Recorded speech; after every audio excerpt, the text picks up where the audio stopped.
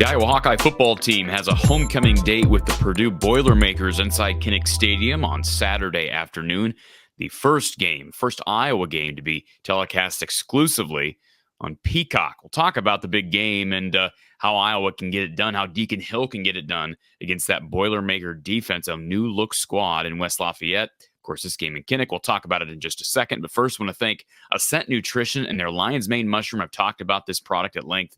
But if you want a great product to help your gut health, your overall immune system activity, definitely check it out. Read all the benefits of this Lion's Mane Mushroom. It's a new formula, new strain from Ascent Nutrition. Visit goascentnutrition.com. You can mix this powder into smoothies, juices, cereals, whatever, yogurt in the morning. Check it out, goascentnutrition.com, and use the code Hawkeyes for 15% off your order. Again, that's the code Hawkeyes at goascentnutrition.com. So Iowa playing host to Purdue. Purdue coming off an impressive victory against Brett Bielema and the Illini, a game in which Purdue scored 21 in the third quarter. And I guess we can start there.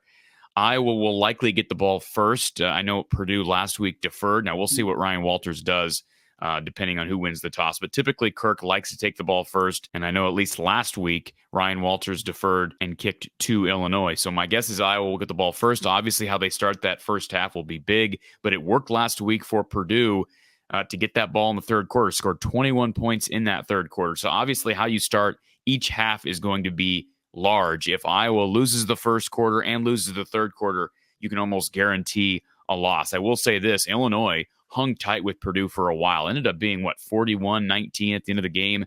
But it was a 10-6 ball game. Illinois was actually up 10-6 late in the second quarter. The one touchdown, the one 6-point score for Purdue in that first half was off of a Luke Altmaier fumble on a cornerback blitz. The ball trickled into the end zone. Purdue recovered for a touchdown. But Purdue started really slow offensively in this game. Scored 0 points offensively up until late in the second quarter. So if you're Iowa, you've got to get off to that quick start in the first quarter. And again, you got to win the third quarter as well. I will tell you this, Purdue is diverse in how they attack you on the ground, whether we're talking about Maccabee at tailback, Tyrone Tracy at tailback. Both those guys attack you in different ways. Tracy, the former Iowa receiver, has had a rushing touchdown in every game so far this year. Now, Purdue has not been great in every game. They have losses to Syracuse, to Wisconsin, even to Fresno State. They've given up some points at times. But I have been impressed with how Graham Harrell, the OC at Purdue, has attacked teams on the ground. And let's be honest, we've all given lots of credit to Jeff Brom and how he attacked teams specifically through the air on offense. But it does seem like Graham Harrell, give him credit for seeing in Tyrone Tracy his abilities as a tailback, because he was somewhat insignificant at receiver last year after transferring from Iowa. They brought him back, move him to tailback, and he has been really, really productive at tailback for the Boilers. One other note, too, last game against Illinois, Purdue did have an extra point blocked on that first touchdown, that fumble recovery for a touchdown, and it did seem like Illinois was getting close on a couple of other kicks, so maybe Iowa gets home. Iowa's had, a couple of field goal blocks this year. Perhaps they get home on an extra point or even a field goal block. We know how much that shifted momentum in Ames against Iowa State week 2 on a field goal that would have put Iowa State up 3-0 early in that game. Logan Lee gets free on a field goal block. Of course, Ontario Thompson had the punt block a week later. But the point is, Iowa's got an opportunity maybe to make some headway with special teams. Obviously, the key in every Iowa game is, can they win on defense? Can they win on special teams? Those are their bread and butter. Typically, the offense is just trying to stay out of those two units' way. And, of course, Iowa's breaking out a new quarterback in Deacon Hill. This will be his first career start. I've talked about his performance on Saturday. If you missed my video, I published on my kind of further review of that Iowa-Michigan State game. You can check it out. But I thought Deacon Hill was okay. A lot of drop passes from the wideouts. That's got to be cleaned up. My guess is it will be to an extent.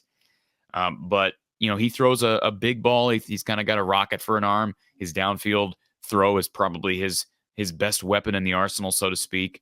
And then finally, the other thing I wanted to mention regarding the Iowa offense is, can they be effective on critical downs? They've not been great on third down this year. And typically, at least the last 3 years, Iowa's not been great on third down. Why? Because they can't run the football. Right? You can't get ahead of the chain. So it sounds like Caleb Johnson will be back this week. Knock on wood, we'll see. He's been dealing with a high ankle sprain. Jazz Patterson expected to still be out, but Caleb's been getting work in during practice. So if Caleb Johnson's back, then you're going to have a two-headed attack with LaShawn Williams and Caleb Johnson, perhaps even Kamari Moulton mixing in now that he's had some experience, some time, and Iowa's getting deeper at tailback. So can Iowa kind of get ahead or at least stay consistent, stay even with the chains? And I've talked about this so many times in the past. You cannot have negative rushing plays. We saw a lot of negative plays, even for a big tailback like Caleb Johnson against Iowa State week 2. That puts you so far behind the chains. Iowa was not good on third down against Iowa State, and that's a big part of it. Can you stay at least even with the chains, or at least timing-wise, can you stay on time with the chains?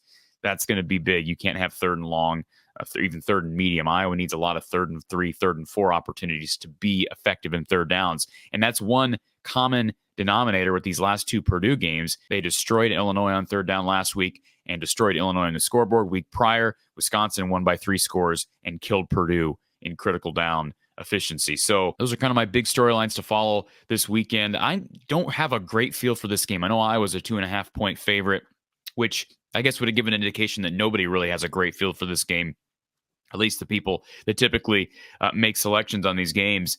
I think if Deacon Hill plays well, and again, the run game can at least give you something, Iowa's got a good chance of winning because they're at home. But I do think Purdue is dangerous, and I've been impressed with certain facets of that offense, even though they bring in a first-year head coach who's a former defensive coordinator. That offense is efficient. It's solid, partially because they brought in an experienced OC in Graham Harrell. But that should tell you offense is not necessarily as hard as Iowa makes it out to be week after week. But we'll see what happens. Iowa-Purdue, Saturday afternoon, 2:30 p.m. Central Time.